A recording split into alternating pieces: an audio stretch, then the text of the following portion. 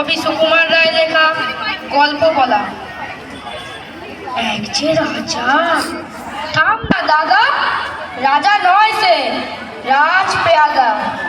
তার যে মাতুল কিসে সবাই জানে, সে তার পিসে। তার ছিল এক ছাগল ছানা, ছাগলের কি গজায় ডানা। একদিন তার ছাদের পরে, ছাদ কোথায় টিনের ঘরে, বাবারা করে মালি, মালি নয় তো মেহের আলী।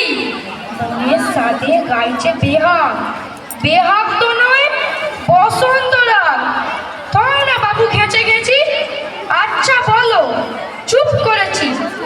এমন সময় বিছনা ছেড়ে হঠাৎ মামা আসলো তেড়ে, ধরলো সেটা ছুটির ঘোড়া। কোথায় ছুটি, ডাকছে ভরা।